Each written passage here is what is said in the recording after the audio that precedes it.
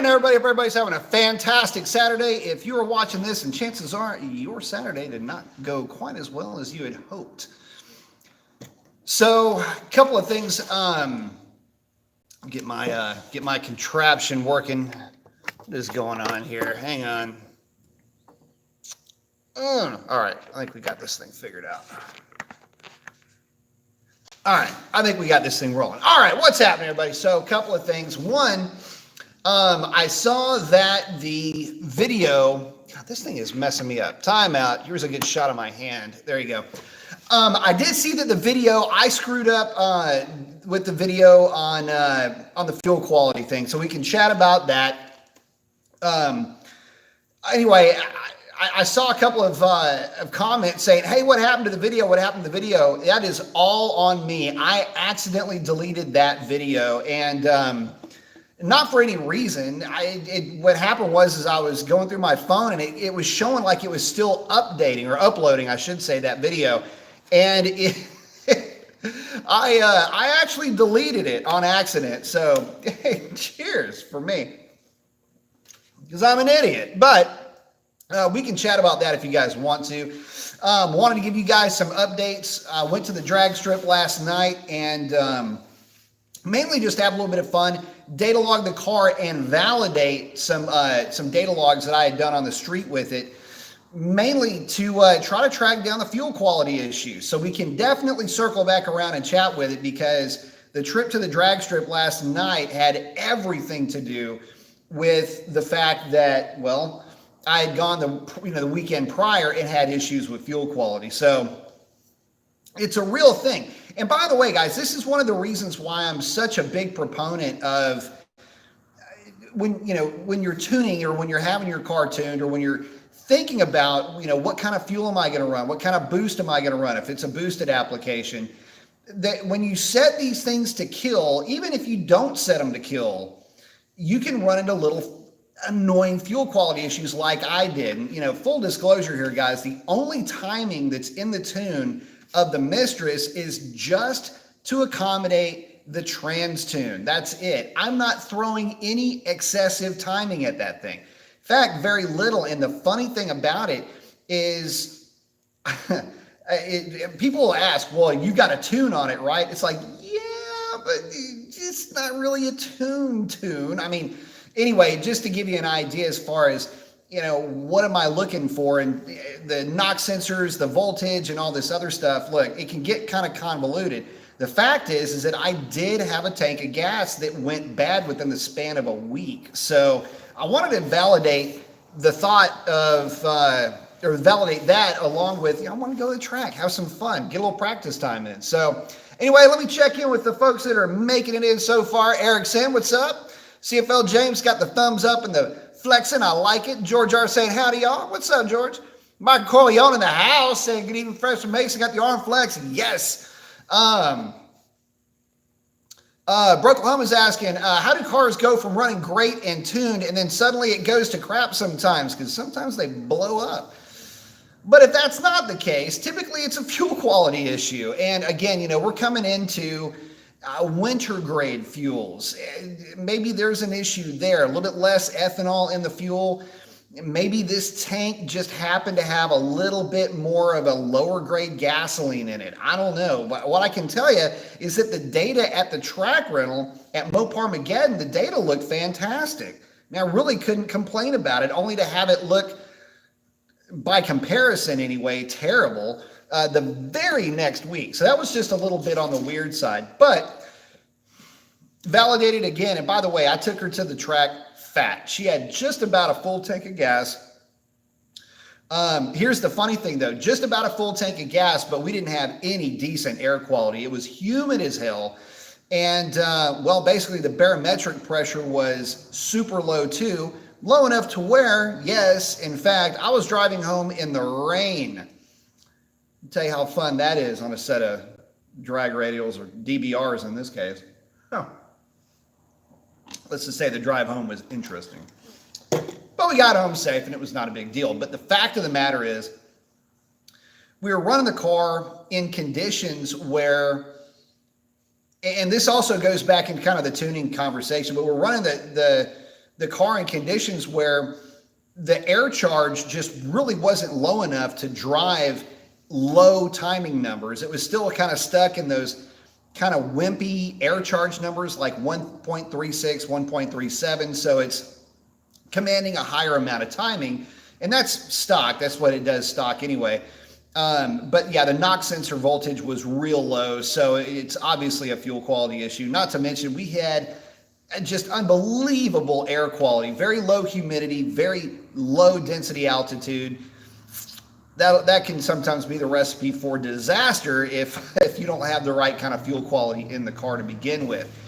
And this is one of the things where I tell guys, look, you know, when the DA drops like that, humidity drops to a point where you know that the car is going to be looking at setting a personal best type of a number. It might be a good idea to throw a little bit of butane in there, maybe throw a gallon or two of, say, GT260, which is a Sunoco. Basically, it's 100 octane fuel. It just uses 93 octane or 92 octane, if I remember correctly, as the base gasoline, and then it's a true 10% ethanol, and that's where they get that number from of 100.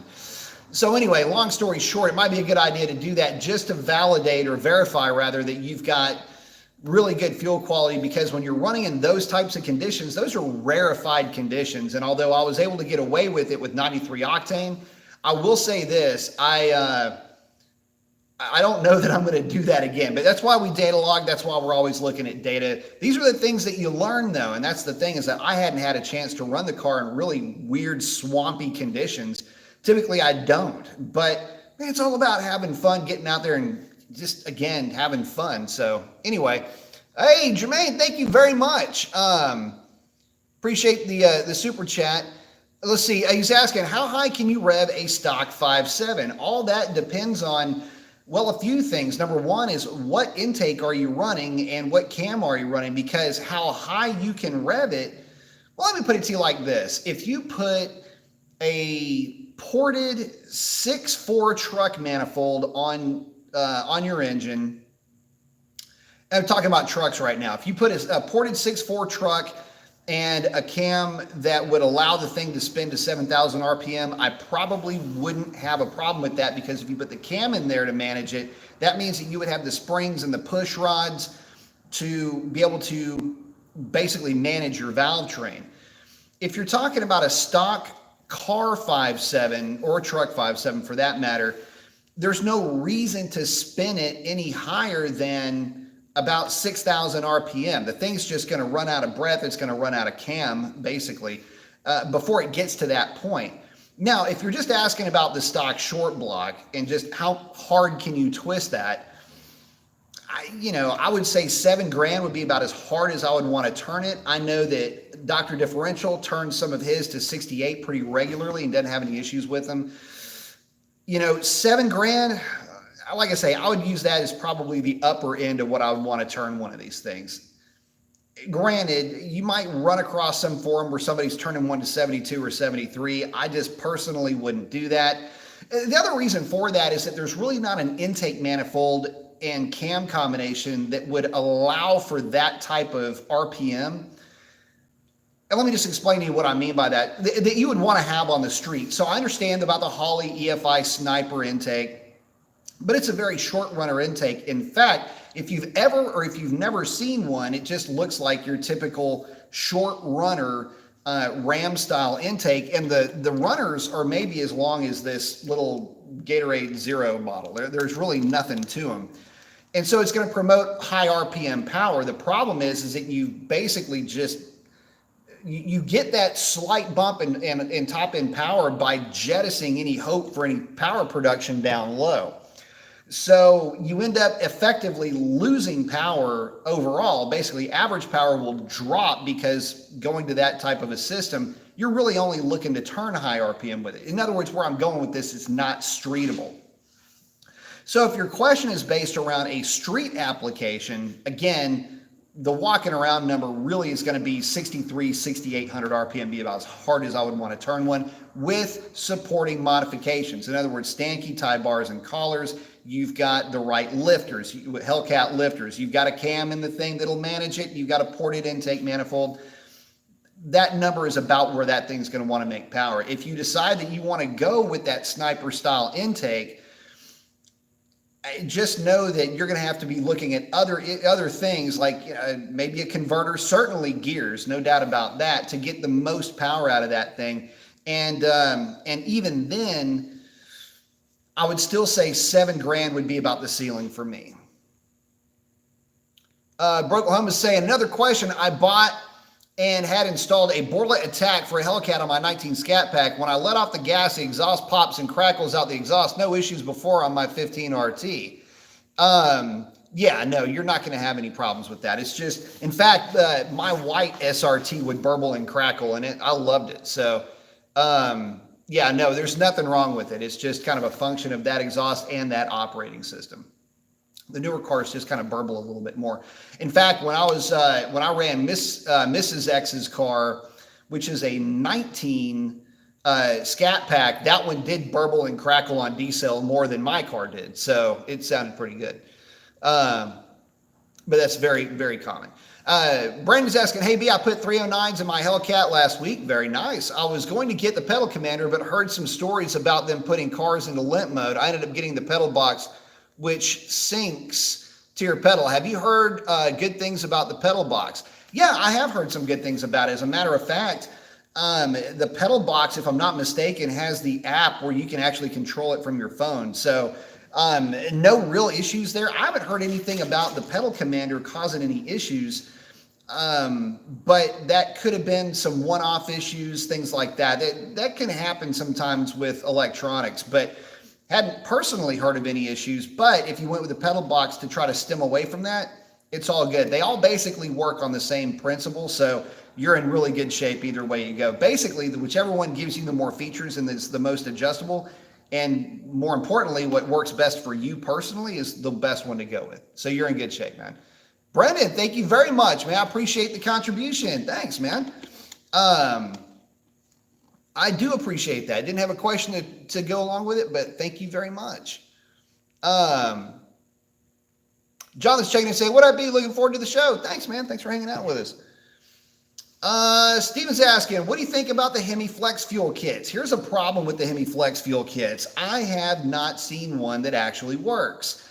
And I know that there's a lot of folks that say, well, if you look at this kit or if you look at that kit, just hold off. Okay, so the last, and full disclosure, I have not been really paying much attention to any of these quote unquote flex fuel kits because in HP tuners, it's really not supported yet. There's a lot that's being done in terms of development to try to put together a blending of operating systems that'll make it work through HP tuners. The problem is on that end, it's just how the operating systems are able to recognize the ethanol, the higher ethanol content fuels, whether it's a blend or a full E85. The way that it's supposed to work is supposed to work off of fuel trims.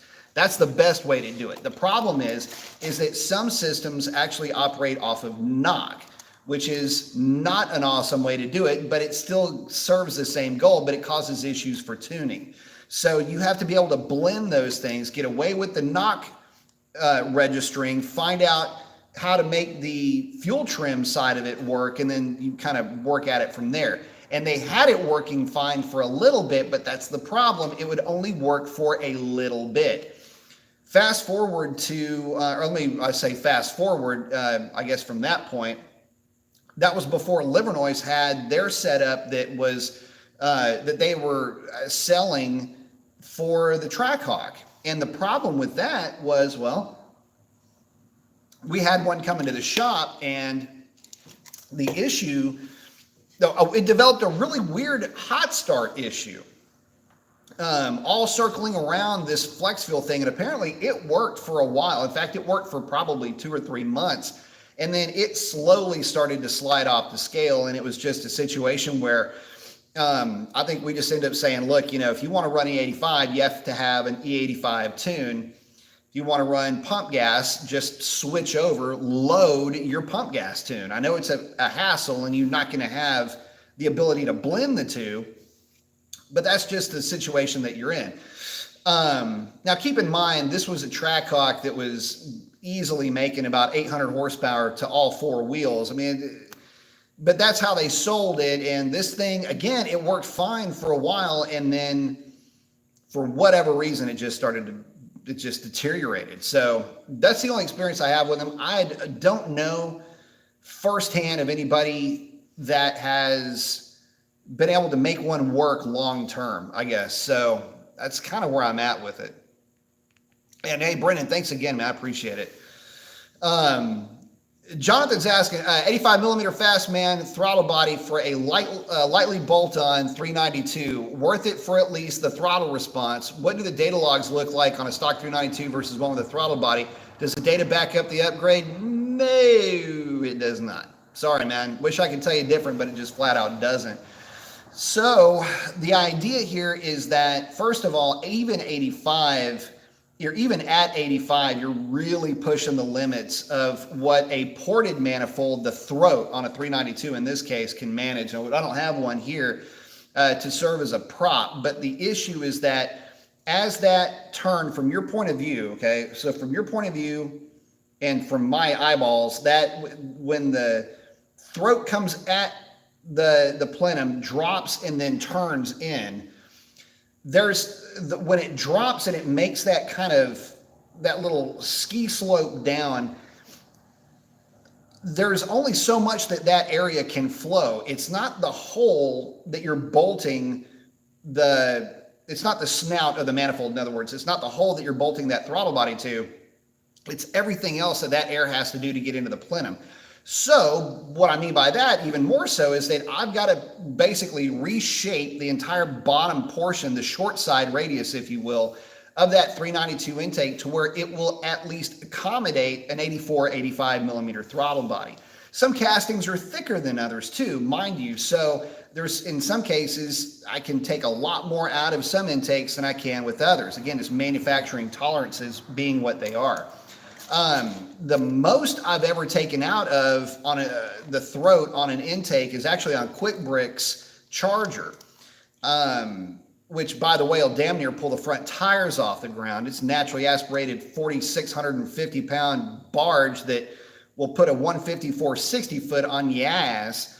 But anyway, that intake manifold, I actually had to backfill it with epoxy. I got it so thin that I was worried that under vacuum and hard vacuum spikes that it would actually perforate the actual assembly itself. So I flipped it over and backfilled it with epoxy.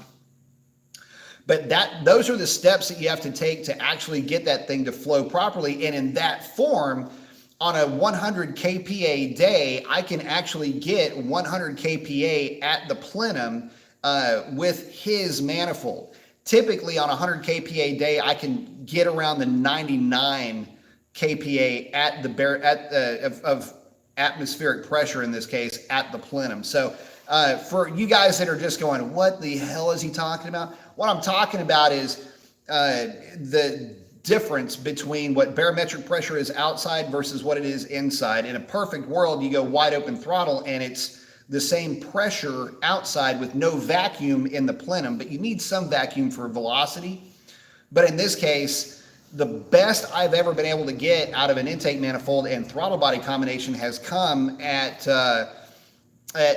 normally 6.4s or 5.7 truck manifolds with an 84 and 85 millimeter throttle body. Anything larger than that is just overkill. Plus, what'll also end up happening is that hole that you're opening up is so much bigger that some people go, I'm putting this intake on it or this throttle body or that on it. And you end up with that lip on the manifold that can actually cause an eddy as the air flows past the throttle body. It'll actually create a little eddy and can actually hurt flow. So you always want to make sure that you size your throttle body accordingly. And in that case, it's just, you may or may not lose power, but the reality is you're really not going to get anything by going bigger. But again, it takes a lot of work on the throat of that 392 manifold to make it work. That's why they're not cheap, is because the guys that have been porting those for any real length of time that know what to do to get that thing to flow properly are going to be spending about 6 or 7 hours on that manifold to get it to act right, depending on the shape that they're in, because No two manifolds are the same. But as far as, is it worth it? No, not on a stock car. But if you have a ported manifold, you'll pick up a little bit of horsepower, a little bit of torque down low, and better throttle response. Boosted Pant is asking questions. Good question. First time at the track in my Hellcat tomorrow. Any tips? Yes. Make sure you're running a drag radial or a drag pack wheel and tire setup. Don't even bother taking it to the drag strip on stock tires. Just don't. Roll into the throttle kind of slowly. Don't just light switch it. You're going to want to drive that car out of the hole. And on a drag radial set to about 22 PSI, you'll be just fine. Light burnout, just enough to see the tires haze. Roll out of the throttle, let it basically settle down, stage it. Again, roll into the throttle when you see the last yellow light up, and you'll be in good shape. The biggest thing you don't want to do is, if you feel the car doing anything goofy, feel it kind of skating around a little bit, roll out of the throttle slowly, never chop throttle, roll out of it slowly, keep your eyes at the horizon, and you'll be just fine. You'll be good. The biggest issue that guys have with Hellcats on their first time out is that they won't run it on a tire. They'll try to do something on a stock tire, and that car will overdrive, and it'll run right through a set of stock tires.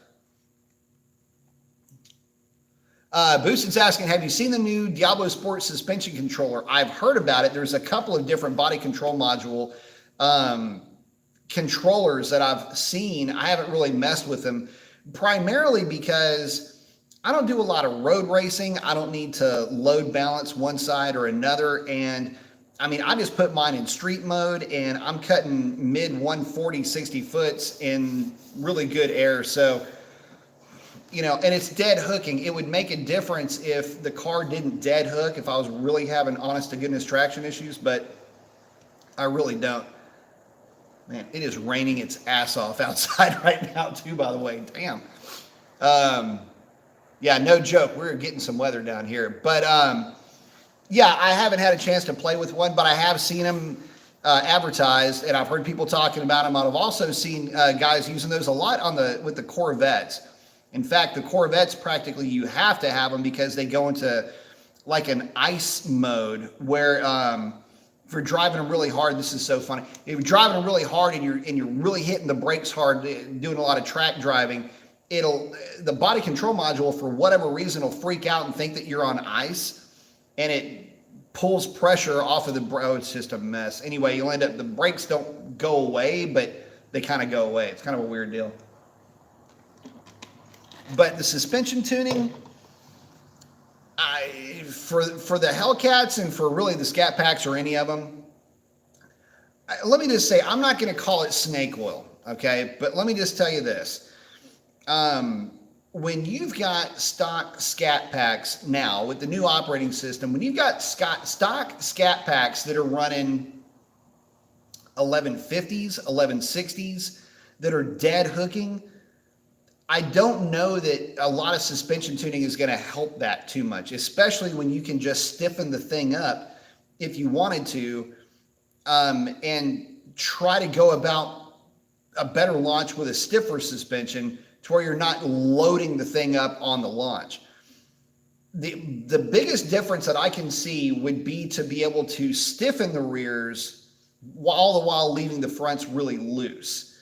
That might help things a little bit. If you're on maybe a not very well prepped track, trying to do a little bit better on the street, these are some things that can help out with that.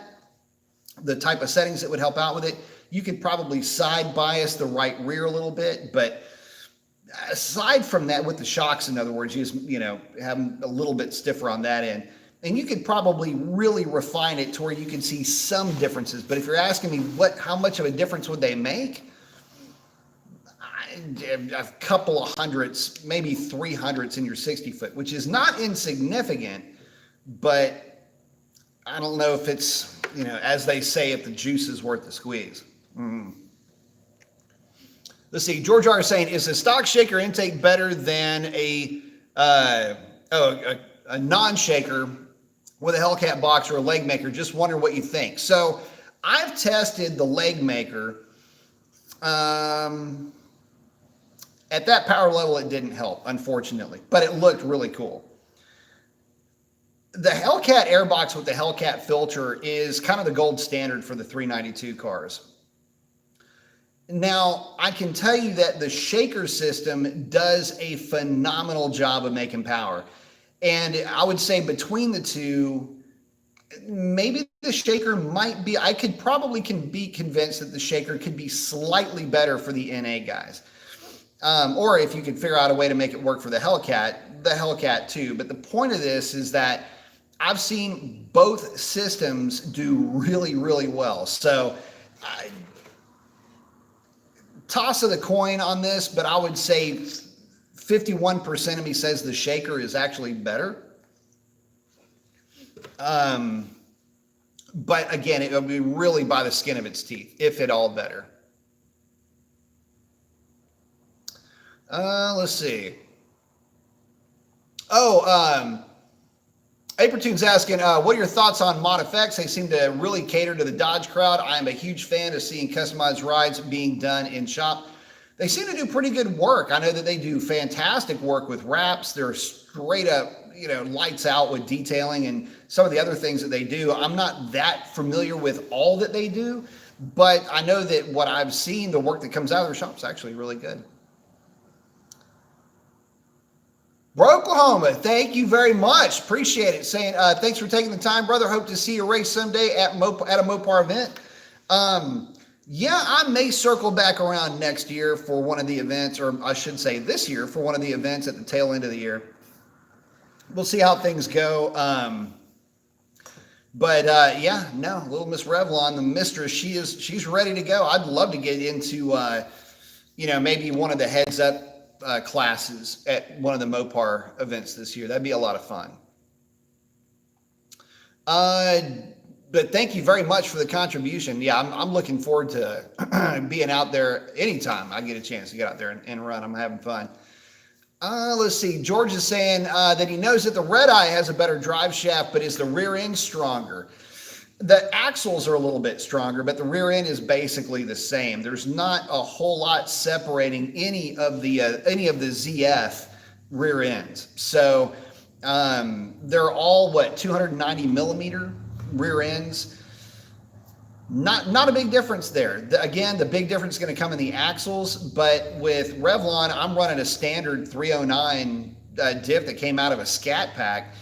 And most guys with the Hellcats that did run 309s, that's what we all did. So yeah, I wouldn't worry about that too much. Hell, Racer X's car, that rear end's out of a Scat Pack, and it's holding up great. So yeah, nothing too different. Hey, Racer X, Speak of the Devil is in here. Say, what up, buddy? The weather in D-Town absolutely sucks right now. I hope it's better down there.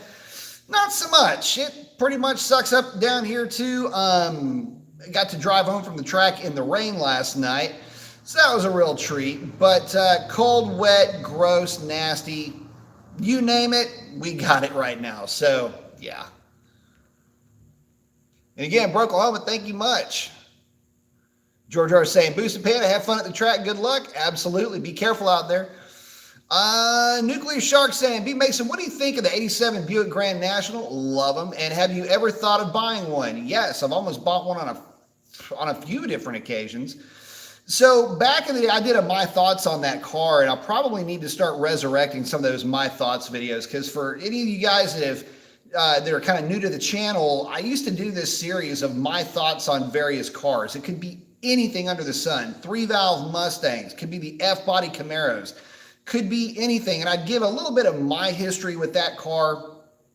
It's kind of its place in history. Basically, it's a white noise generator that pretty much only runs for about 10 minutes, car-related type stuff.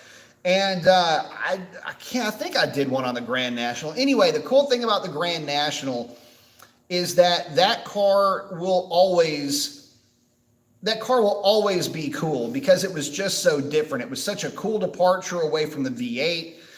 That was coming out right around the time that the 5.0s were just all but untouchable on the street and at the drag strip. And when it was so easy to drag a I don't know, like a 12.2 or a 12.5 out of those cars back when a 12-second car, a 12.2 or 12.5 car was a really fast street car, like a legit fast street car. There were guys getting those things into the 11s also at that period of time. So awesome car. The problem is when you own something like that, you don't want to take them too far because you end up kind of butchering them up. And there were a lot of them butchered up back in the day, by the way. What's funny is that it's still a G body, right? So without a lot of factory, torsional rigidity built into that chassis, what ends up happening is you'd see these things kind of twisted. It wasn't uncommon to see one, coming up to the staging lanes, just, a little bit crooked. But they're always really nice cars, and it's a shame that we don't have something cool like that today. I mean, we just really don't. Sedans aren't really part of the menu anymore. And so because of that, we've kind of lost out a little bit in this whole muscle car renaissance that we have today. The Mustang being kind of the de facto standard for modability. You got the Camaro, which equally is moddable, but a lot of folks just don't like it from a just live with it point of view. And then, of course, the Mopar, and we're talking NA stuff here, by the way, the Mopars that are just a ball to drive all the time, but will ultimately lose out on the big end to those other two. The issue is that there isn't that intermediate cool sedan. Think like a GTO or like a G8, something along those lines that would really be able to, and plus, alternative power plants also, that was the big deal for those cars. There's just not that to fall back on anymore. And, it's a shame that we're just never going to be able to see that, or more than likely won't be seeing anything like that coming from any of these manufacturers anytime soon, with one exception, and that would actually be the Raptor.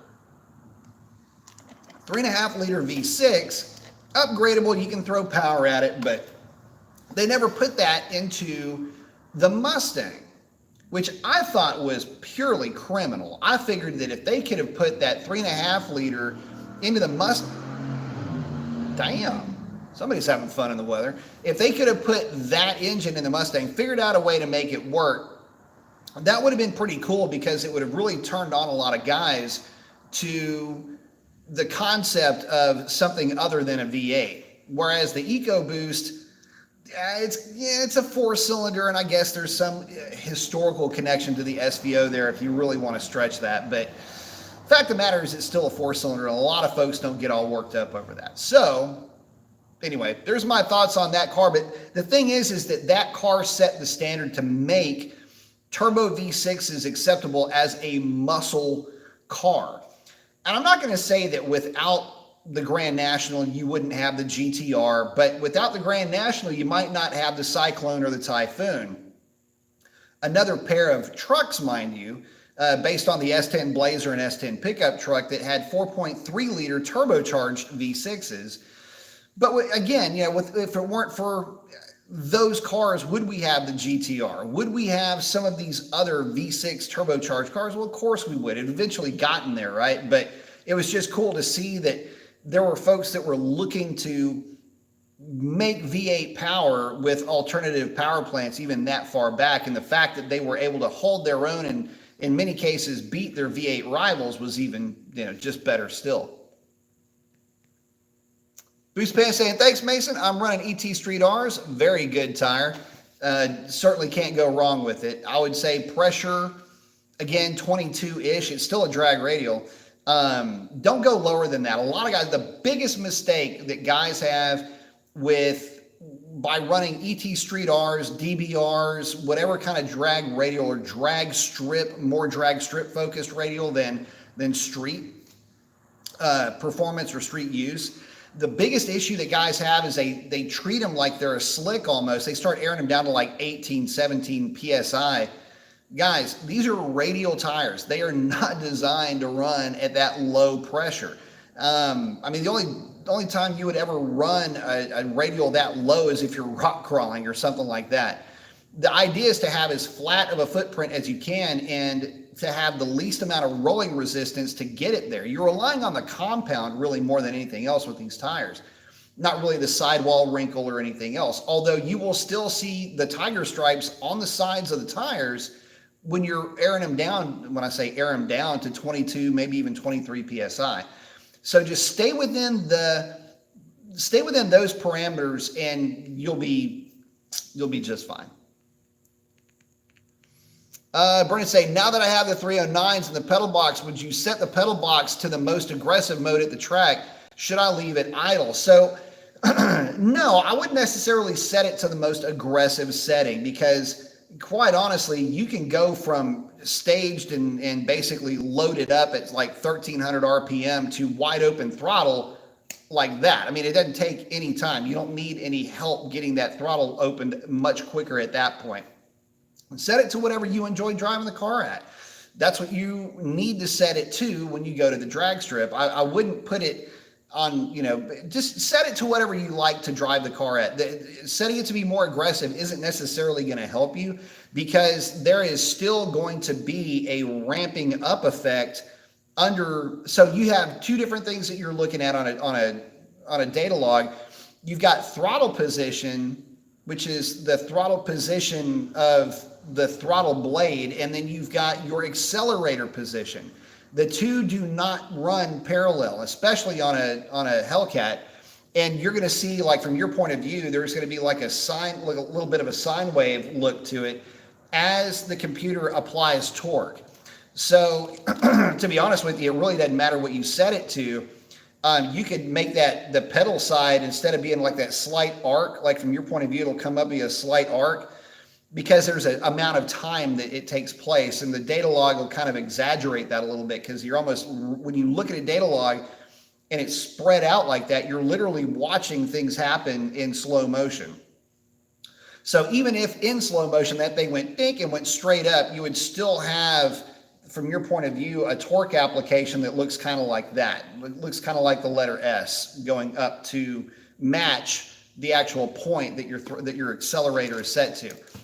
And before you say, well, can you take that out of the tune? Yeah, kind of, but I don't know that you would really want to, because when you do, you turn the thing into a light switch and you're trying to throw 700 foot-pounds of torque or 650 foot-pounds of torque at your drivetrain, and that's how you start breaking parts. So it's actually, I mean, with that type of a setup, I've been able to cover 147, 146, 60 foots and dang near run 9s.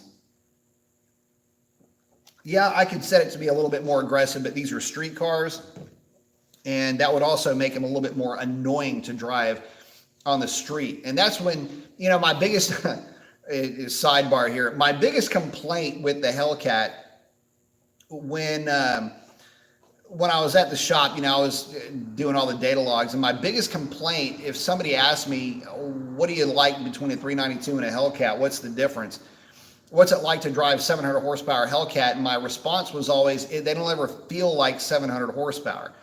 Well, when you start moving and taking out all the torque management and torque limiting and removing a lot of that and adjusting some of those parameters, you end up with something that feels a lot like it's got 700 horsepower at that point. But that light switch-y feeling can get a little bit old on the street, so I would leave that alone. And again, set it to whatever you like. Let's see. DASH is, I don't know what that's trying to say. Anyway, it says, can you guys let me know, do all 6-speed Challenger clutches grab high? Test drove one today and thought it needed a clutch. No, they kind of grab a little bit high. I know exactly what you're talking about.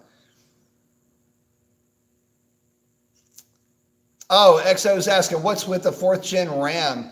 That's my work truck. That's Buffy sitting right behind me. I drove it over here because it's pouring down rain. Yeah, it's pouring down rain, and Revlon looks like I took it Revlon looks like I took her mudding last night. So yeah, it was raining, misting, and all this other stuff, which made the drive home a real treat. But they're also doing a ton of construction on the road that I take to go to the drag strip. And so all this runoff was all over the street and had mud and everything else. So yeah, I had just detailed that car too. Yeah. Again, I'm an idiot. What can I say? Let's see. Slash is asking, have you thought more about doing a live HP tuner basics for the Scat Pack or Hellcat? I just need a week or so in advance to purchase my tuner. I promise super chats will flow. Well, here's the thing. I don't really have the software to do that. I don't have the screen capture software and the ability to go in and, you know, really zoom in and pick out what exactly is going on in there. The real easy trick is, you know, there's some torque management tricks that you can play in there. The main thing is going to be in the trans tune itself. And there's really not a lot to it. I don't really mess too much with it because I like stuff to remain streetable. Some folks will argue, well, I want it to shift harder. I want it to shift firmer. I want this and that. And I mean, I guess you can get there with a little line pressure modifications here and there and whatnot, but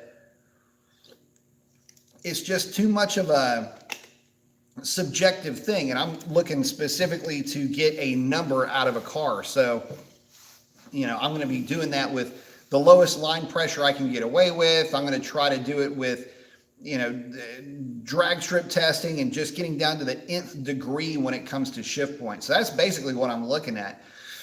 Let's see, as far as anything else goes with the tuning, like on the 392 cars, there's nothing in the on the cam side that I've been able to find that has helped it. And some people will argue with me a little bit on that, but I just haven't been able to. Doesn't mean you can't. I just haven't been able to see anything there. Let's see. You're going to add a little bit of fuel. You're going to adjust the knock sensor sensitivity. You're going to kick up the voltage with that. Let's see. Basically, just get some of the noise out of it. Oh, by the way, glad you brought that up because I did data log my work truck the other day, and just for fun because these trucks are noisy, and I wanted to see if fuel quality, you know, because I've been playing with this whole fuel quality thing for a while, and I thought, well, you know, let me see if throwing 93, because I run 89 in this truck almost exclusively. I thought, well, let me see if I can put 93 in this truck and just see if I get any more or less knock sensor voltage out of this thing. Because knock sensor voltage is directly tied to how much timing the computer takes out, but you tell the computer at what voltage you want it to start taking that timing out. So I'm looking at this thing and it's still basically the same voltage, which means that it's just noise. It's false knock that's making this thing actually pull timing. So that's another thing you got to look at. Knock sensor voltage is a thing. Catalytic converter overtemp temperatures are a thing. PO128 codes for thermostats being too low, that's another thing. But fan settings, there's a bunch of little things, but let me see what I can do about that. I just, like I say, it would be really difficult for me to do it the way that I have everything set up now, because it would just be, when you try to film a computer screen, you get all those weird lines and everything else through it. So, but the basics are pretty easy.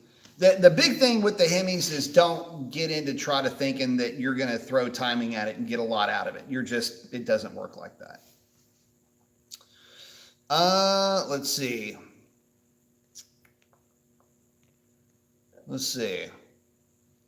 Oh, DASH. Oh, yeah, he was asking about Hilton mode. What up, B? What up, Hilton?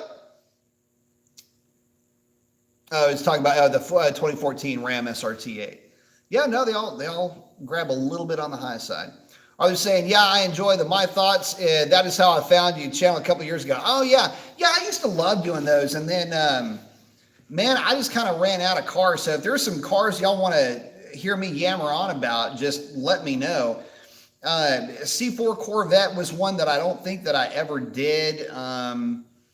I think I did a Grand National, but maybe I didn't do a Grand National. Grand National and T-Type actually would have fallen into the same category.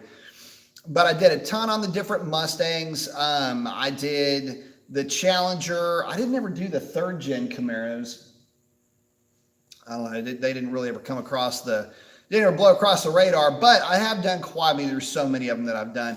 And there's a lot of them that I would like to redo too. So I don't know, maybe I'll get in the middle of doing that. But cars that I thought about, again, the C4 Corvette, one of my all-time favorite cars to drive and own. I still kind of wish I would have never sold the one that I had. But that one, the Little Red Express, was one that was going to come up. There's obviously probably do a redo on any of the modern 392s, which I think have gotten kind of a funny rap lately, just in terms of how they perform at the drag strip versus, you know, the almighty Mustang. A lot of folks have said, well, you know, if you just put a tune on the Mustang, you know, smoke a 392, man, it's like, yeah, maybe not, because Shalandra didn't lose one. Shalandra only lost one race. And that was, I think, more of my fault than anything else. But that car only lost one race to a naturally aspirated Mustang. That Mustang came around me, though, like I was strapped to a post. But that Mustang was chasing me all the way down the track. So, just saying, at the time anyway. Now some of the tunes are better. A lot of guys are dragging more weight out of the car. Things are a little bit different now. But, and it's funny, things are different now. It's like I'm talking like an old man over here. This is stuff that was happening like just a few years ago. Arbitrary is asking, what do you think about Dodge not making smaller liter turbocharged or supercharged engine? I keep seeing them fitting a Hellcat in everything they can. Is that good or bad? Lazy design, stale innovation? Well, it's funny you should ask, because why do they keep putting Hellcat engines in everything because there's no cost difference? Believe me, I can't imagine that there would be. But why not put the Hellcat engine, I'm sorry, the Red Eye engine instead of the Hellcat? I don't know. I mean, practical application, the Red Eye is not making that much more power than the Hellcat. I don't care what it says on the website. No, I'm not seeing that much of a difference. But anyway, that's beside the point. The real thing is that, you know, why aren't they running with some of these smaller, you know, 2.3 liter turbo, like that kind of a size? I don't know. But they are putting a Hellcat engine in practically everything. And if that's a good thing, whether or not it's a good thing, yeah, sure, it's a good thing. But I wouldn't sell it short. The problem that I keep seeing is that the 392, there's a couple of issues here for me. One, the 392 doesn't get any love. And I think that with all of this over talk about the Hellcat, and you know, I've got a Hellcat, but I've also started this whole thing off with a 392 SRT. And I don't think the 392 gets enough love. I think the 392 needs to go into the Ram 1500s. I don't see any reason why the 485 horse or maybe a 470, a slightly detuned version of it, couldn't go into the truck. Don't know, but I can tell you that it hasn't made it there yet. You know, you see 392 variants of everything as well, but you just never hear about them. You know, that the Hellcat variant always seems to get the pub. And the other thing, too, is that, you know, you got to remember that the Hellcat, just as a powertrain, or the Hellcat is basically just more than just a powertrain. You know, when the Challengers were released in 2015, it blew everybody's mind, and it basically reset what it meant to be a fast production car. These are factory 10-second cars, which was unheard of at the time, still is really. But the Hellcat, oddly enough, is still the yardstick by which everything else is measured. And that was one of the videos I was actually trying to put together, was the the argument about, or just the observation, I should say, that everybody that puts a video out cannot seem to ever get that Hellcat word out of their mouth fast enough. How to build something to make it faster than a Hellcat. How can you make this or that faster than a Hellcat? I'm bringing it up because it ran across my feed pretty heavily a few weeks ago. The funny thing is that this 4,400 pound car is still the benchmark standard for dig racing from factory hot rods. And so is it faster than a Hellcat is always the question. So I guess from a marketing standpoint, it makes sense. I would like to see there be some cool, smaller cars though.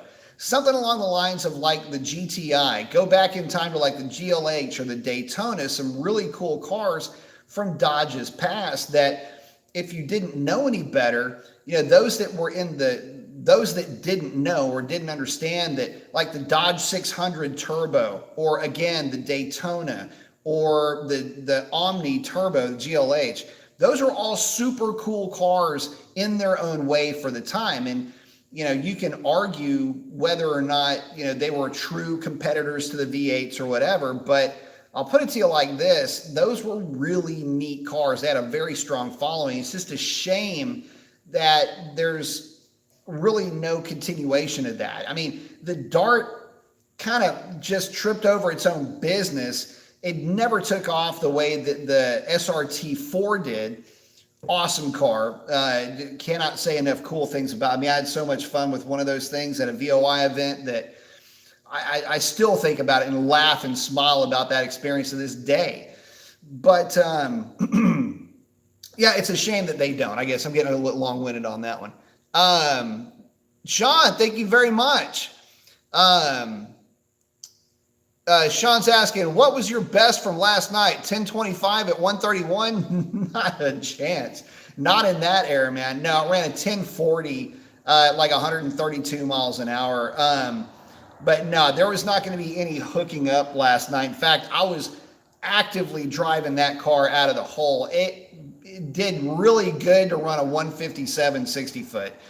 Getting that thing out of the hole was not only difficult, but it was, I'm not going to say that it was frustrating, but what I will say is this, and this is the reason why I was so excited to go to the track last night, is if you get used to driving the car at the track in perfect conditions with perfect track prep, you're never going to get better as a driver. You've got to be able to drive through bad track prep, bad weather conditions. You've got to be able to work with those conditions. What the hell was that? It just came out of my mouth. Anyway, you got to be able to work within those conditions and practice in those conditions. And that was what last night offered me. So yeah, no, it had plenty. It was making tons of power. The pass that was the ride along was a 1040 something. I can't remember exactly what it was. Hell, it might even been a 10.5. I think it had one 10.50 or something like that thrown in there too. We were having a lot of breakdowns, a lot of other weird issues going on the track, but no, the conditions were such that there was just no way. I mean, the humidity was about 1,000,000,000%. It wasn't necessarily cold either, and barometric pressure was low because we had that front coming through, and it started raining. So, you know, if it rains, you got, or it's close to raining, then you have low BP anyway. So anyway, no, it didn't run quite that well. Let's see. George R. saying, I asked on RacerX live chat, but I'll ask here as well. Forza Tuning in Clearwater, Florida is local to me, and wondering if anyone has an opinion about him. I don't know I've never heard anything bad necessarily. I mean, somebody's always going to go out there and talk trash or something, but I haven't heard anything bad about him. But if you guys have any experience with Forza, I mean, chime in and let George know what your experiences are. I just haven't had any experience with him. Mustang Life saying, hey, Dom, what's up, man? What's up, man? But yeah, Sean, I wish it was running better than that last night, but there's just no way I was going to be able to launch it that hard last night. You got to remember, it was literally misting while we were there. So it was, the car only spun once too. That was the funny thing. But I did get a little bit more aggressive. Maybe I should admit that I got a little bit more aggressive on the launch. But yeah, it was misting, so we weren't really working with the absolute best track conditions. Basically, it ran at 1040 in the rain, if you want to get super technical. Kobe's asking, do you think the engine as we know it is dead or dying on its way out to the EV era of cars coming? So here's what you need to remember. There will always be a case and a place for an internal combustion engine. There's a lot of advantages that internal combustion has from a convenience standpoint, range, the the electrics just won't be able to manage, because although the electric motor is significantly more efficient, their power source is not by weight, by volume, right? So there's that to consider. No, and there's still going to always be a market for internal combustion. Now, all that being said, look, when it comes to performance, there is no questioning the superiority of EV. It accelerates so much harder. And as speed controllers get better and can handle higher capacities, batteries become better, and as motors become more efficient, it's just going to keep getting better over time. So for the near future, say in the next 20, 25 years, no, I mean, it'll just be the world plus electric cars. But moving past that, I would say within the next 100 years, you're going to have battery technology that is going to offer range and rechargeability, that'll offer convenience, that's going to rival gasoline or any other, liquid fueled vehicles, whether it's, it could be anything, alcohol, diesel, whatever, it doesn't matter. Those convenience benefits, that gap is going to start to narrow over time. It's just a matter of how close does it get? I don't know if it ever gets there, because we are still talking about a power density question, honestly, is what we're really discussing more than anything else. But, the reality is that it's going to get so close that you're going to question why somebody would want an internal combustion engine. So you have to remember one thing. This is a part of history that a lot of people forget, and that is that the internal combustion engine really only became a viable power plant for a motor vehicle when the electric motor itself was used as a starter for the internal combustion engine.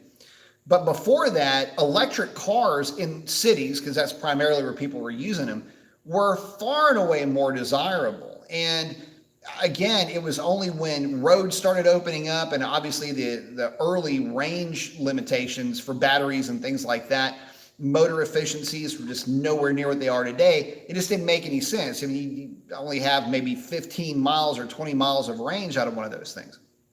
But that being said, you had mining equipment and the stuff that they're using in the mines and mining trucks and all these other things that were still electric for a while during that period of time. So electric cars are nothing new. They were the first cars that actually made sense, honestly. So, but anyway, we get into the internal combustion era, and I think that we're going to be coming out of that. I think once folks start to figure out how to make the EVs as convenient, and again, have the range and just the ability to be a motor vehicle the way that folks are used to them now. Once you get to that point, it's going to be basically not that the internal combustion engine will be on borrowed time. It never really will be like that, because there are some from not just convenience, but like when you look at what you can do with a diesel engine for 12 hours straight. I mean, an electric motor won't be able to do that unless it's plugged into something, right? So anyway, hopefully that answers that question as brutally as I could possibly do it. But no, it won't be dead, not for any real amount of time. Arbitrator is asking, are you a Forza or Gran Turismo kind of guy? Gran Turismo. Nuclear Shark saying, Kobe, that is an excellent question. I'm wondering that myself. Riff saying, what's up, B? And all, what's up, Riff? Let's see. Nuclear Shark saying the EV stuff that's coming down is highly concerning. Don't let it get to you, man. They have to make it mainstream because mainstream is what pays the bills, but there's still going to be a lot of very high performance, very high performing products coming from an EV point of view. So I really wouldn't worry too much about that. You'll be surprised how awesome those things can actually be. Chuck saying, hi, B, glad to be here with you tonight. Glad to have you, Chuck. Saying, I know you don't have a crystal ball, but do you think Dodge will offer a 6-speed manual in the Red Eye or Super Stock? Probably not. And the reason for that is just the torque handling capacity of the TR6060 for the weight of those vehicles. It just won't make any sense to do it. And quite honestly, I don't really blame them for that. There's just the weight of the car coupled with the way that it makes torque. The manual transmission, I don't think would make a lot of sense for it. Again, yeah, Tremec could probably make a transmission that would work and be able to handle the torque, but if they fall in line with what they normally do, they just start running with these longer and longer and longer first gears. All right, right now that first gear for the supercharged applications is a 2.26 or something like that. It's a ridiculous gear. And it just makes the thing feel a little bit sluggish. So that might have been the reason why they didn't go with it. They just didn't have a transmission that could handle the torque that it makes, especially based on that weight. Let's see. Riff's saying, still need to fix whatever they did to my Hellcat to make it feel like it's sluggish when I drive around town. Yeah, I don't know what they would have done, but that sucks.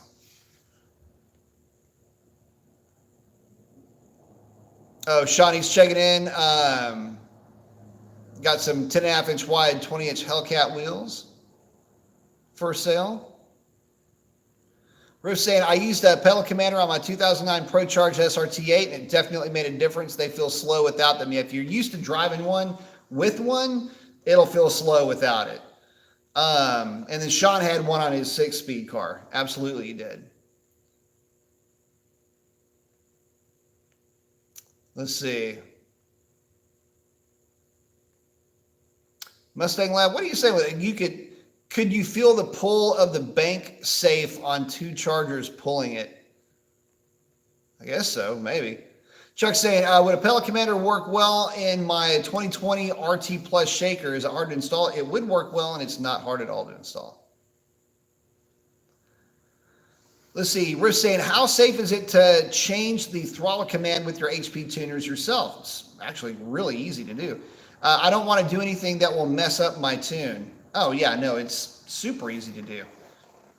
You're just adjusting percentages based on pedal throw. That's all. As Sean saying, it's an easy install and I highly recommend it. I would agree with that. Riff saying, very easy to install a pedal commander. Yeah, you're just disconnecting one connector, connect one connector into that one, the other connector into that one, tuck everything, and you're done, basically. Brandon's asking, best supercharger for a Cam 6.1 with a stock block. I'm going to try to run low 11s, planning on gutting it as well. Best. The problem with best is that best is only best until better shows up to the party. I would say for what you're going to be going up against, I would prefer to see an E-Force on the car if at all possible. If not the E-Force, then you can go with a D1X with a race intercooler. ProCharger, those are always fun, but you know, it just depends on what you're looking at. You're saying you plan on running low 11s.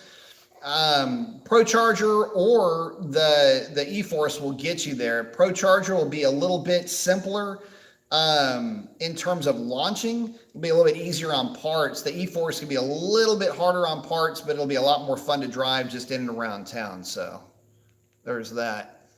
But Dara's saying, hey, Professor B, what happened, Dara? Brent's saying, Kobe, the gas engine is going to be replaced. It sucks, but that's the thing of the future. The big three are going to start investing in all gas engines by 2025. Well, they might. We'll see. Riff saying, a ProCharger is very good and safe supercharger for a stock engine. That it is. But it's not necessarily that it'll do well for your driving style, which is the most important thing.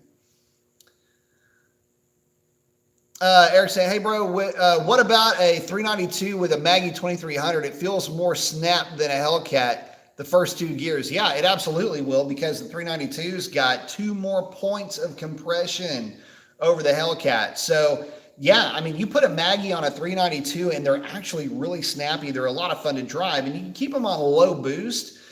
And you still pick up about 120 horsepower to the rear wheels, but they're just so snappy out of the hole. It makes them really nice, really fun to drive. Scat Pack 392 said, I've been looking into a Holley Hiram for a 392. Man, I hope like hell that you are planning on spinning that thing really high, cam, converter, gears, and everything else to make it work properly. Slash saying, if I drove my Scat Pack from Nebraska to Alex at Pikes Performance to do his magic on the tune, how much time do you think I could gain in my 8th mile track? I do have the ET Street R's. So that's going to be tough to say, but I can tell you that for the most part, I mean, you're looking at least 2 to 3 tenths gain there. You're going to be picking up quite a bit. I mean, my car was running, it went from running like 770s to 750s, if memory serves me correctly. And I'm going to take a break, guys, because I've had one too many teas. I'll be right back. Talk amongst yourselves. Hold on. Hang on. Hang on.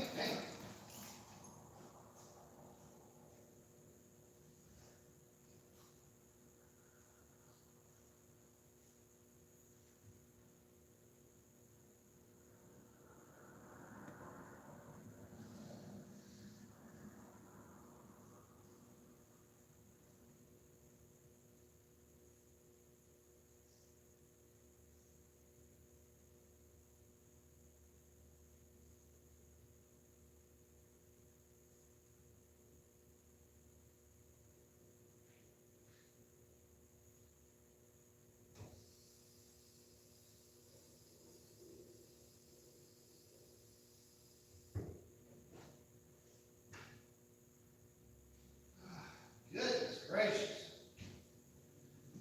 Just about blew a gasket. All right. No, that'll happen. Okay, back to it. Let's see.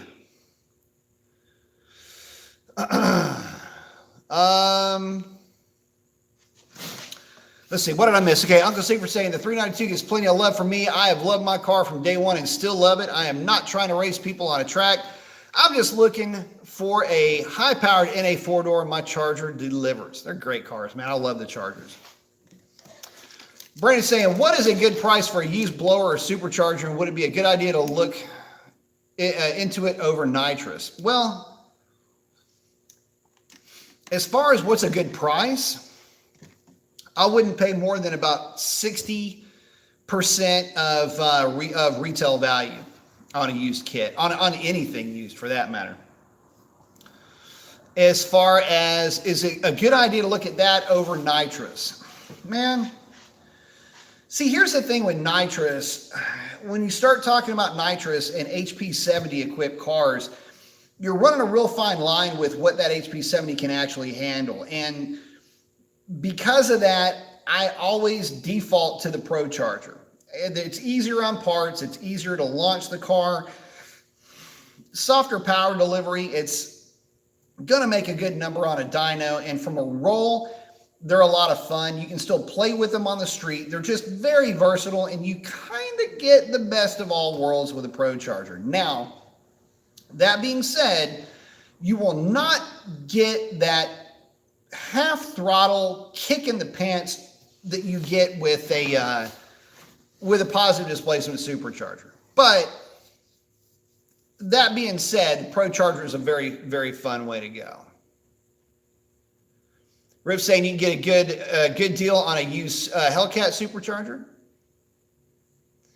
6'2" Hemi, thank you very much, man. I appreciate that. He's saying, in real world conditions, what should a 2.85 GT260 tune trans-tune HHP car run in good DA with a single piece drive shaft and a diff brace? 965 to 970 would be a given good DA for what altitude, but I'm going to say that somewhere around, say 0, because let's just go ahead and correct it down to 0.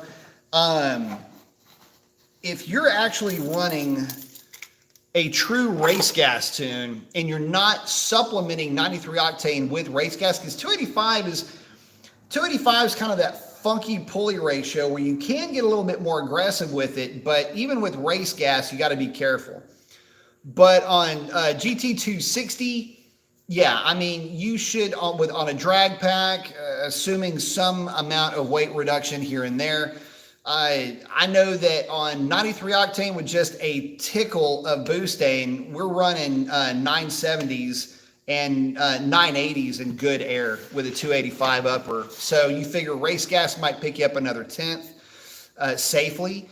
So, 970 would be kind of the target number and a little bit quicker. If it doesn't make it there, you just might be at a higher altitude, but that's about what you're looking at. But thank you for the question. I appreciate it. Got a lot of experience with that 285 upper.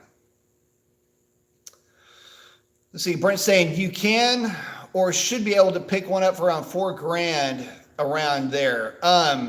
Yeah, and again, just look at the costing, and again,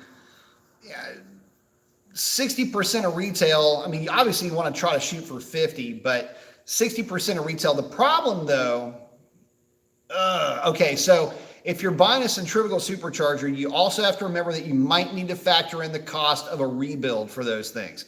You don't know if the person that owned it had changed the oil, had kept up with maintenance for all these self-contained unit cars. So it gets a little dicey. If possible, don't buy one unless it's a known, like the guy that had it. So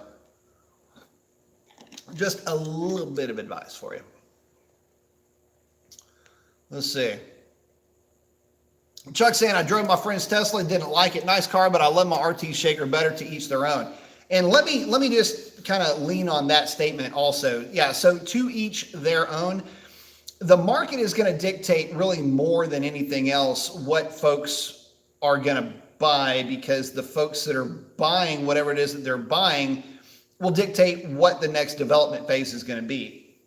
The thing is that internal combustion is incredibly efficient for what its use is intended for. And of course, electric is better, but only better in certain circumstances. So, for some folks, it makes sense. And I like the idea of an electric vehicle. But again, you can't really pigeonhole and say, well, electric's always going to be better. Really?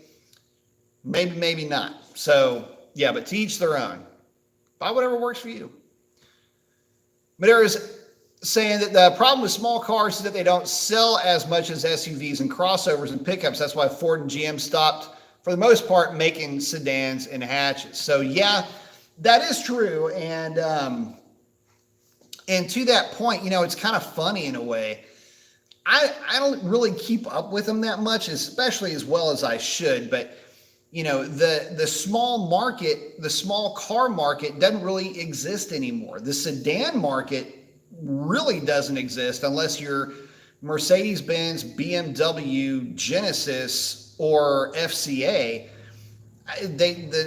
Nobody else is really making sedans. It's all these crossovers, and I mean, if you are making sedans, you're still kind of making some kind of crossover typically. So I don't know. It's just kind of funny to me because I see that market, and I just don't. It doesn't really do anything for me. But I don't know. Maybe I'm just a little bit old school with my way of thinking on that. Leah's saying, hey, B, what's up? Shawnee's saying, Sierra update. Hopefully going to have it back, say, Tuesday, Wednesday of this week. Let's see. Leah's saying, I love white chocolate. Well, thanks. Let's see. George R. is saying, Rip 33, what did you have done that made your Hellcat feel sluggish? I think he had the factory, what's it called? Did you have the recall done on that? I can't remember what that was either. Riff 33 saying, George, yeah, I had the 309 diff, 316 pulley, 1050 injectors, and a dual fuel pump installed, but I think it was the transmission tune that made my car feel sluggish around town. Oh, that part of it. Yeah, so listen, guys. Oh, and when it comes to tuning, the funny thing about tuning is transmission tuning is what I'm really getting at here. Just resetting the shift points to a higher RPM under partial throttle will make the car feel like it is a completely different car. Setting that shift point to say 4 or 5% higher, 6% higher under partial throttle, low airflow volume conditions, not only will it make it feel peppier, but it just livens the car up in general. It'll kind of make the thing, in other words, you're at a higher RPM as you're carrying the gears, so your throttle response is a little bit better. It just does a little bit of everything a little bit better. The part where you have to worry about that, though, is a lot of folks will try to throw a bunch of line pressure at the cars. They mess with fill times on the converter and all this other stuff. You know what's funny is I don't ever even mess with that. I'm only looking at shift points. And in some cases, like with my car, I did make some very, very slight changes to line pressure on like the 4.5 and the 5.6 shift. But that was it. Everything else I kept stock, because stock, it works really well. What'll happen is when you start playing with that, the shifting just becomes real harsh. It's not like a firm shift. It's really more harsh than anything else. So what I've done with mine is I just made mine where it was a little bit firmer on the 4.5, kind of shored some things up there a little bit. Works a lot better than what it used to. Let's see. Oh, yeah, Riffs on E85. Kobe saying, I've seen a super stock doing some work on YouTube yesterday. I think they got it in the 9s. Yes, that would have been at My Track Rental. So that was Ron Silva's car. Now, yeah, that car did go 9s, but I did kind of beat him on the first race. What can I say? He went a 10-0, I went a 10-2, but I shined on him on the light. But anyway, I don't know, I pat myself on the back a little bit on that one. But anyway, no, long story short, that car did go 9s. The formula to get one of those things go 9s, though, is just weight reduction, just like anything else. And I think that moving into this year, I think I'm going to start taking another look at weight reduction with my car. And I think I might put the mistress on a little bit of a diet. So I've been a big proponent of keeping things as stock as possible and running a number with as many stock parts as I could.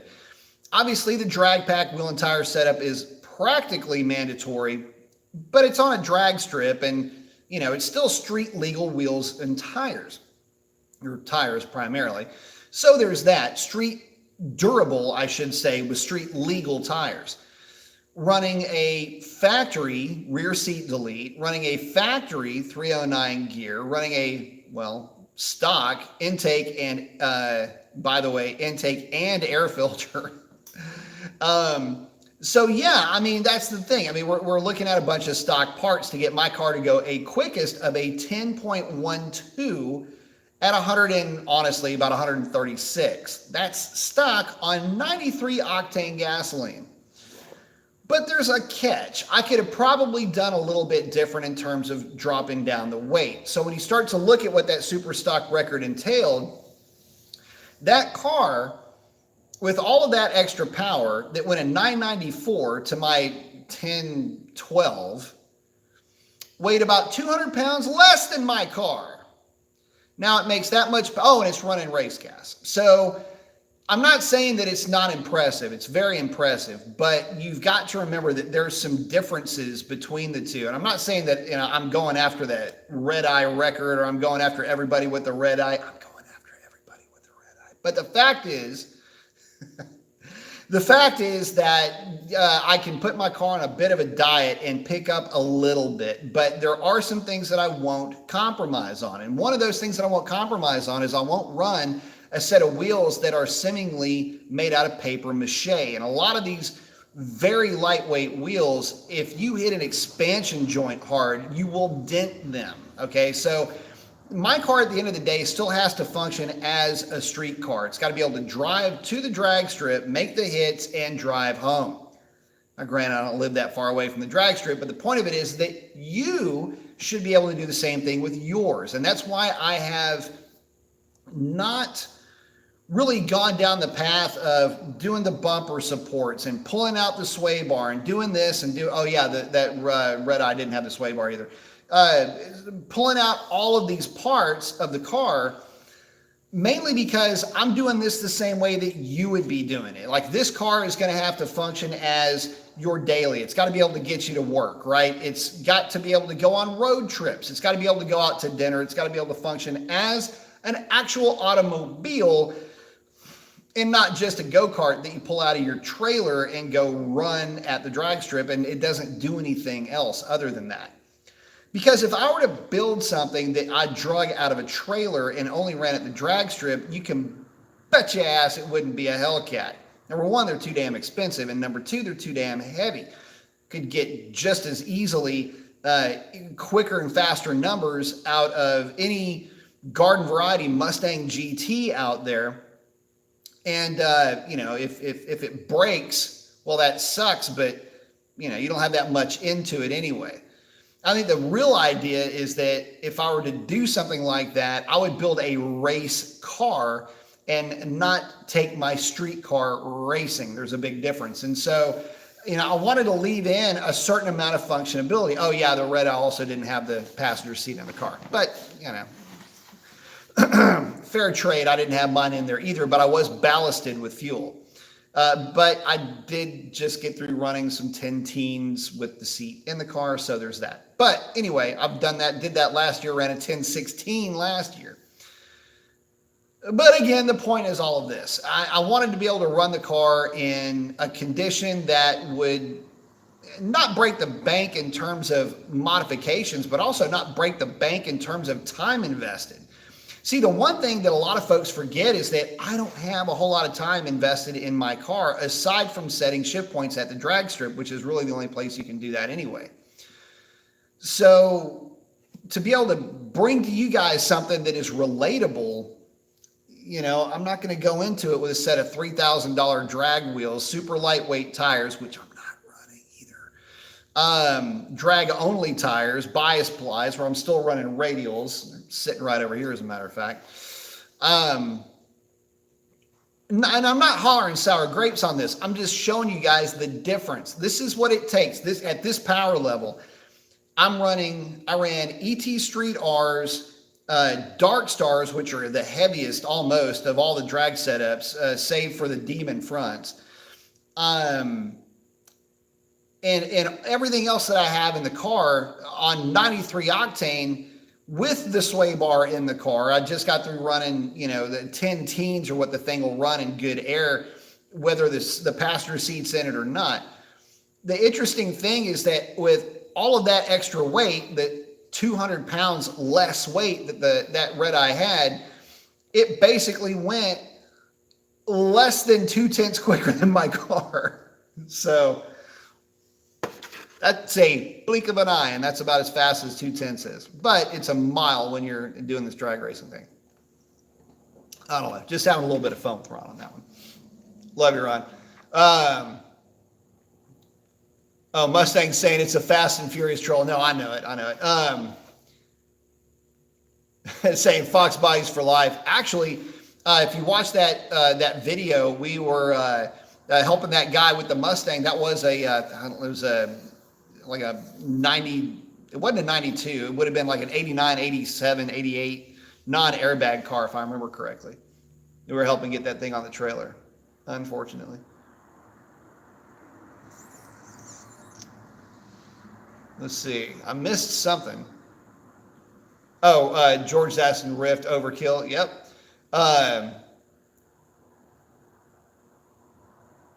Madera's saying, you think with all the noise they made about it someday, someone would have worked out a way to store hydrogen and use it as fuel for cars. That's one of the big things that they ran into was hydrogen being used as a fuel. There's an issue with NOx production with hydrogen. So it's not that it has, the combustion process with hydrogen makes water. It's basically you're oxygenating hydrogen.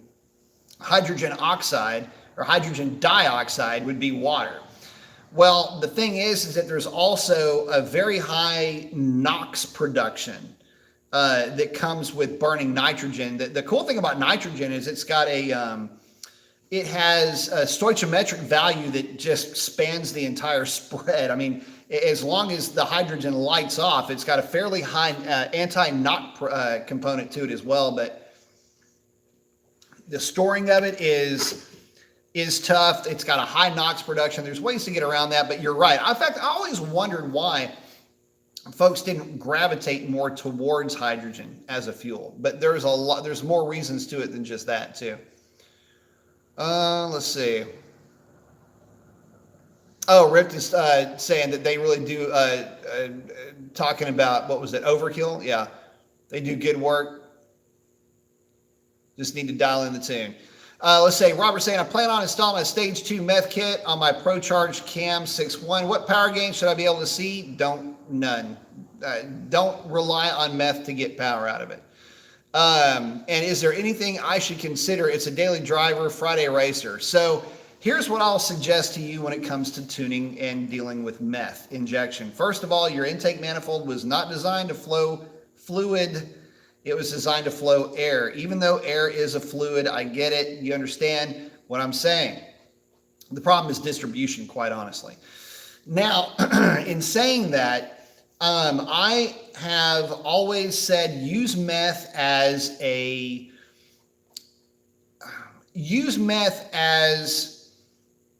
supplement. Don't try to tune on meth, because let me tell you what happens. When you tune specifically using meth, you run into a distribution issue, and on those intakes, on any of these intakes, it always has seemed like the outer cylinders, number 1, number 7, number 2, and number 8, those seem to get the brunt of the boost. They seem to get, but not always the brunt of the, just the way that the flow is inside of that plenum. If you ever want to do this, just take one of the intakes, flip it upside down, stick a leaf blower in the inlet and fire it up. You'll see exactly what I'm talking about. Not necessarily the same thing, but it'll kind of give you an idea of what I'm talking about when I say distribution is different. It is different. And so what ends up happening is you'll have more meth going into cylinder 6 than you do into cylinder 1, and less going into cylinder 7 than you do into cylinder 8, or vice versa. And the problem is that you're tuning on an average here, and you've only got 2 O2 sensors that you're looking at, not 8 for each cylinder. So you can see what the problem is. You're working off of a weighted average for each bank of cylinders. And the problem is if one side is running rich, that might be the case, but you might have one cylinder that's actually running very lean. So again, tuning on meth, not a good idea. And if you're looking for it from a charge cooling point of view, I'm on the fence with that, man. I'll be honest with you. I can tell you that a true water meth port injection will work. It will absolutely drop your temperatures. But if you're dumping that stuff into the plenum, the problem happens where the meth gets into the plenum and it doesn't stay vaporized. It doesn't stay atomized, I should say. And you'll get it clumping up. And we've seen this with Hellcats before too. Guys would put the nozzles in front of the throttle body, fog the hell out of it with meth, and everything is just soaked with it. It just makes a mess. It just looks like some kid barfed Kool-Aid all into the inside of the thing. It's like boost juice diarrhea. It's not any good. So that being said, the best way to go about it is obviously going to be direct port. And that was actually the way that system was designed to work back in 17 or 18, a little bit over 100 years ago, when water meth injection was being used to increase to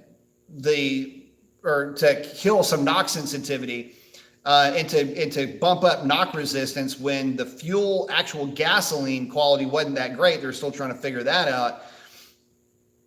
But to raise compression, they had to have something. And of course, they had superchargers and water meth direct port injection. So anyway, quick history lesson on that. So again, use it as a supplement, use it as an octane supplement, but I just would not recommend tuning on it unless it is a direct port. And in that case, you can pick up, and really this is just because you can run more timing at the same boost level. If you have an honest to goodness direct port meth setup, you could probably pick up an extra, I think it's 3 to 4% in terms of power with that system. Riff saying, one of my friends in our club, Golden State Mopars, has a stage 2 methanol kit on a 6.1 with a ProCharger. I believe he put down about 580. It's a pretty common number to see. I know that on a Mustang dyno, it's not going to be outside of the range to see 5.25, 510. So that falls directly in line with it. Again, but you're using the meth as a supplement of octane. You're not tuning it on meth. Here's the thing. So let me walk you down a quick trip down memory lane. We had a Jeep come in that was LS3 with a Maggie swap. We would run into this fairly, I'd say fairly regularly, about once every other month, where we would tune either 392 swap Jeeps, Hellcat swap Jeeps, LS swap Jeeps, things like that. I never tuned them, but I was the guy that collected all the preliminary data. And the weird thing about that is that, it's just like anything. I mean, you're wearing a lab coat when you're going out and load testing these things and getting data on them before you actually bring them in and tune them. I would hand that information over to Alex and say, look, this is what you're working with. And in one of the cases that we were doing the data acquisition, it was with that Maggie, and I didn't realize, it's one of those things where you don't really think to ask, are you running meth? How much meth are you running? What was happening is that fuel pressure was dropping. It would just hemorrhage fuel pressure. It would go from, I think it was 65 PSI, it would drop down to like 40. And I was going, whoa, what the hell is going on? What was happening was that the thing was maxing out the fuel system that was in it, and they were supplementing as a fuel system a snow meth injection kit. Bad idea, because if you run out of and by the way, the thing that they stored, that they kept the meth in, was like a small gas tank. I don't think this thing was ever in any danger of running out of meth, but the idea was if that pump ever failed, or you lose a line, which we did have happen on the dyno, then you would be really in a bad way, and you could actually end up popping the motor. So we ended up pulling all that out, putting a complete fuel system in it, the whole 9 yards. So, and sticking with the topic of meth, here's another time I would say it's cool to use it, but again, as a supplement, don't tune on it per se. If you have absolutely no access to race gas or E85, in that case, then yeah, go with a kit like that. But again, I gotta warn anybody against tuning it specifically on meth, because I've seen that end very, very poorly for a multitude of reasons. Let's see.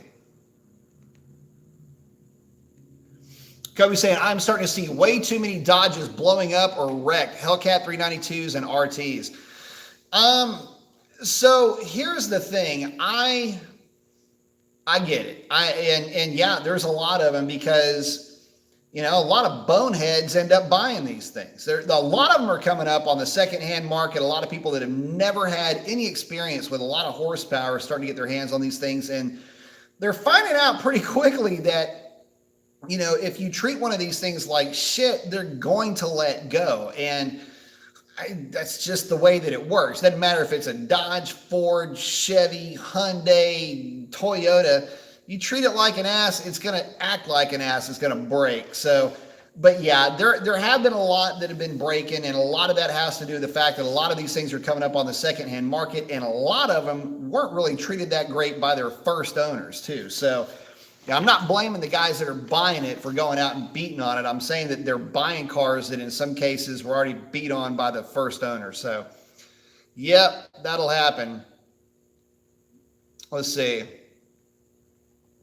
Oh, Slash is saying he's going to try to go from 43.75 to 41.75. Yeah, that'd be a nice weight to get down to. I think last night my car checked in at 40.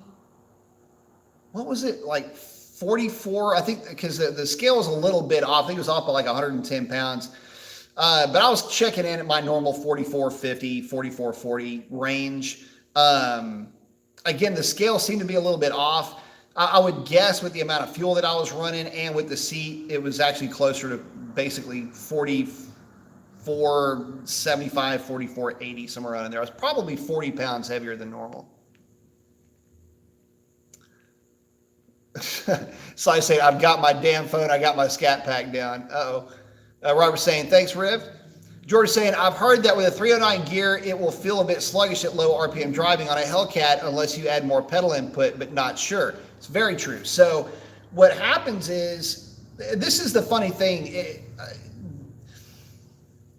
because it's easier for the engine to turn the 309 gear for any specific amount of throttle input, there will not be as much manifold pressure to get the car moving at any given rate of acceleration. So because of that, it will feel a little bit sluggish because it doesn't have the resistance. It doesn't have the manifold pressure there. You're not rolling into the throttle as hard. Now, when you shower down on it, yeah, it lights up pretty good. But one of my favorite, and again, I know that we've got some guys on here that have run just a 309 gear with a pedal commander and haven't had any issues with it, by the way. I know Floyd, I think, has that set up on his car. As a matter of fact, his new Orange Crush, real pretty car too, by the way. So, but anyway, getting back to it, yeah, they when I first did the 309s in mine, I was like, man, this thing's a little bit soft. I dialed up driver command torque a little bit, and she is sweet as a nut now. But I would recommend either in the tune ramp up driver command torque, or I would recommend pedal command or pedal box. I think most guys are actually leaning more towards the pedal box now, so I'd go pedal box with that. Riff saying, oh, I hope that's not the case. I thought with the 309 that it would feel more lively, but I'm sure they'll fix that for me. Yeah, no, it's just a, let me say this, if you've got a 309 and they haven't adjusted driver command torque, that will make it feel a little bit sluggish under partial throttle. And George is saying, I think it has to do with giving the engine more load to push against or something like that. That's correct. So when you're just rolling into the throttle, there's more load there because of the gearing just to move the car at any given acceleration rate. So yeah, I mean, it's just the way that it works. But yeah, a little bit more throttle demand, driver command torque will solve that problem for you real quick.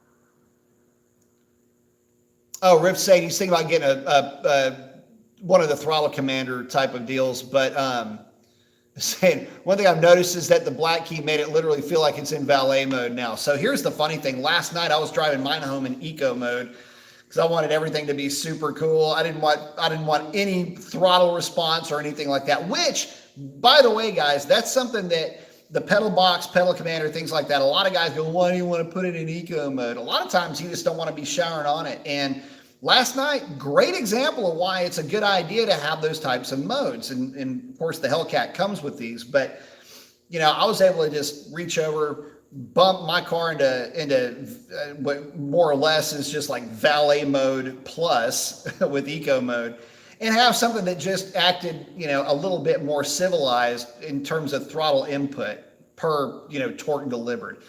And again, that's what the pedal box and the pedal commander offer up. And man, I think that every one of these cars should have that as a tunable feature. I don't understand why not, because they kind of do it already with the different transmission modes between street, track, and sport, but I think it should be a separate thing. Like, I want my pedal to be a little bit more aggressive, or I want it to be a little bit more chill. I would hope that they would have that. And you'll see that like in eco mode, where you hit that and there's like all this pedal movement before anything even happens. That's what's going on with that. Valet mode does the same thing, by the way.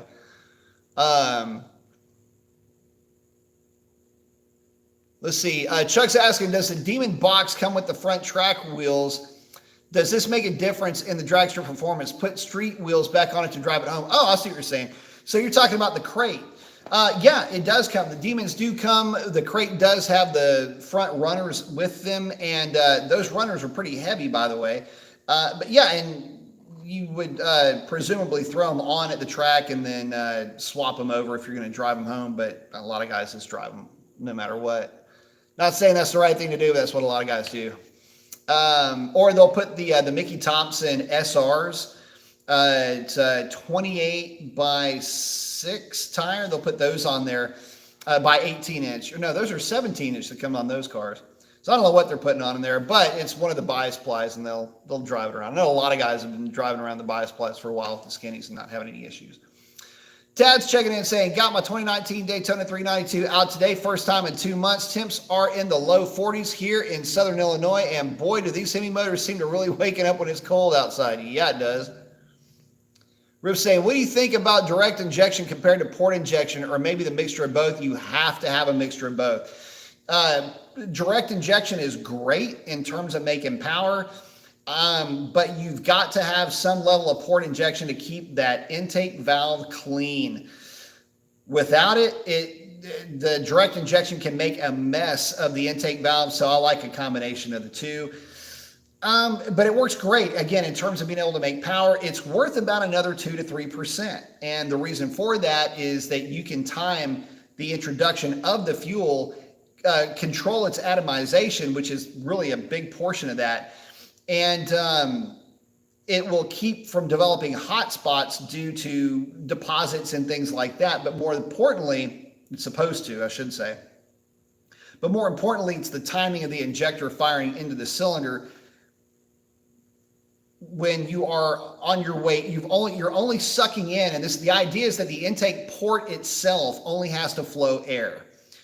And when you do that, you're increasing the efficiency of your intake track. Whereas even port injection, it's still that intake runner in the cylinder head still has to flow air or flow fuel, which displaces air. When that injector fires, it displaces oxygen. Well, with direct injection, when that cylinder comes down, it's only flowing air. It comes back up, intake valve closes, and then as that cylinder comes up, you get this spritz of gas. That helps with mixture, it helps with a ton of things. Anyway, it's worth about another at least 2 to 3% in terms of power across the board. Summer Night saying, hit that like button. Yeah, hit that like button. Thank you all very much. Yeah, hit the like button, like, subscribe, share, all of that. Summer Night said, hey, Mason, got a Ram behind you, I see. Yep, that is Buffy, the work truck, the latest, my 2017 Tradesman, which I dearly love. Riff saying, methanol injection can be dangerous for the motor. I think the same way nitrous can be if something goes wrong. Yeah, so here's the thing when it comes to that. What happens is that guys seem to think, for whatever reason, that meth injection is like nitrous, where the more you use, the better it is. Guys, nothing can be further from the truth. You use just enough meth or water injection to chop ambient temperatures down and to increase octane. But it's not a more is better. In fact, it's one of those situations where more can really be bad, especially if you run it way too rich in one cylinder or another because of a distribution issue, and you start to wash out the cylinders of that particular hole that is getting overly saturated with the meth. So there's a lot of things. You got to change your oil more often if you're running meth injection on the car. If your platform is relying on meth, you're going to be running into more problems from a maintenance standpoint. So it's just these little nuances about it that you got to be careful with. If you follow the rules and you stick within the recipe, you'll be fine.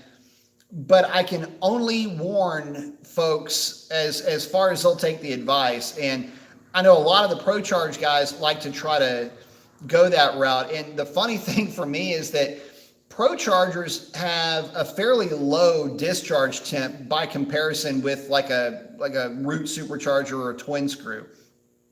They're typically going to be significantly less. And I say significantly, I'll say 10 to 12% less maybe. So if you're running a D1X with a race intercooler, I mean, your downstreams aren't going to be so high that you would need to hit it with meth. I mean, you got to remember, most guys back in the day ran centrifugal superchargers with no charge cooling, which I'm not saying is the best thing to do. And really, if you're running less than 10 pounds of boost, you can get away with it. But running meth along with that, you're not really going to get too much more. So a lot of guys are just doing it to try to preserve timing, which is to say, by a relative term, to increase timing at any particular boost level over what you would have had without that. But I don't know. I can only speak from my own personal experience. Sometimes it fits the bill, sometimes it doesn't. Madeira's asking, do pipes do diesel stuff or only gas? I believe Alex is only doing gas right now. But they were saying, what's that black car beside the 1500? That's actually a greenish gray. It is a 1992 third gen F body with a TBI 305. It's my wife's car. It's just a fun little Camaro. Slow as hell, but does a real pretty burnout. Hey, Dr. Diff's in. What's up, man? Saying, yo, B, what up, Dr. Diff in the house? Topic tonight, just yammering on. It looked like my, one of my videos had, I had accidentally deleted one. It was the fuel quality one. So we're talking a little bit about that too. But thank you very much. I appreciate that contribution to the cause. Frederick saying, what up, B? What up, Frederick? White Knuckles asking if the wheels off of a 2019 Mustang GT 17x10 Ford Stars would fit on a Challenger, or is the backspace way off? I think that they will bolt up, but I'm not sure if the backspacing is proper. I think those are 25 millimeter. I think you're looking for 25 millimeter backspacing on something that on that wheel. I think, if I'm not mistaken. But hey, man, there's only one way to find out, right? But I want to say that they will. And then Doc Diff owns the shop that Sierra is getting worked on. So at some point here in the next week-ish, I think it'll come back maybe Tuesday, Wednesday. But honestly, sometime maybe next week we get her back and I can actually put her around town, and I'll be happy. Putter and Sierra around town eating ice cream cones. Let's see. Summer Night saying, what do you think about Seafoam? Is it stuff great to use on your engine? Here's the thing. I know of guys that have used it. I don't know that it does really a whole lot of anything, if I'm being honest. If you're using top tier gasoline, you shouldn't really be running any problems. I really wouldn't try to run it in the engine. I know that it's made to do that, kind of, question mark. But I really wouldn't say, I'll put it to you like this. If you're going to run Seafoam in anything, I know that the results are somewhat questionable. I know that BG, I think that's what it was. BG, it's at a black with gold or gold with black. I can't really remember. Anyway, that stuff seemed to work pretty good. Seafoam, it's all right, man. It works pretty good. You're going to have deposits no matter what. It's part of the process of compressing and igniting hydrocarbons. It's just something that's going to happen. But, the best defense against needing to use Seafoam is to run top tier quality gasoline in your vehicle, 89 or 93 octane or better. If you can get, if you live somewhere where you can actually get a little bit better fuel. Let's see. George's asking, what would you think about an all-wheel drive Hellcat platform? Or what do you think about all-wheel drive Hellcat platforms? I know they make all-wheel drive Chargers. Would it make a difference? They also make all-wheel drive Challengers, but they are obviously V6s. Yeah, in fact, I was on record when the Demon was being released. All the all the blurbs and the marketing and all that was coming out before it was released.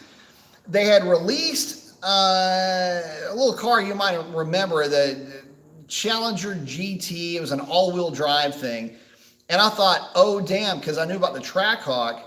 I'm thinking about that, and I'm going, well, there's got to be a way. Did they make that thing, figure out a way to make it all-wheel drive? And I was on record as saying that I thought it was going to be an all-wheel drive Challenger with a beefed up Hellcat engine. So I was half right. But I actually thought it was going to be all-wheel drive, which I thought would have been majorly cool. But it ended up not being that. But yeah, I mean, if they want to go through that, the thing is that I don't know that they have a powertrain that'll actually manage that kind of power that'll fit in an LX platform. Oh, Hilton was saying, Doc, I got the throttle body. That thing is clean as hell. Yep, I sent that over to Doc Differential too, by the way. Sarman saying, also, how often, if at all, use injector cleaner? Don't worry about it. I have a 2012 Lexus EX350 It has about 72,000 miles on it so far, and I've never used injector cleaner on it. Any recommendations? If you're using top tier gasoline, you don't have to worry about that. It's really more of a timeline thing. I would say that at some point I would pull the injectors and send them to somebody like Fuel One or any of these other companies that can clean the injectors for you, like actually physically clean them, not use some little sauce does it really do anything? Not really. They need to actively and actually be cleaned at a facility that cleans injectors, that has the machines. Like Doc Diff has the apparatus that cleans injectors, and it'll also let you see what the injector cone, what the cone of fuel looks like. So when that injector fires, it fires fuel out and it's supposed to fire it out in kind of a cone shape. You can get some gunk in there and some funk, and it basically turns that injector into a squirt gun. That's not what you want. That's like the worst case scenario, but I've had injectors do that to me before. So, I would say that if everything's running well and you're running top tier gasoline, you don't really have a whole lot to worry about. Over time, if you start to notice fuel economy dropping, or, say you've had the thing running for 10 years or so and you want to get the injectors cleaned, like as a spa treat for the car, then go ahead and knock that out.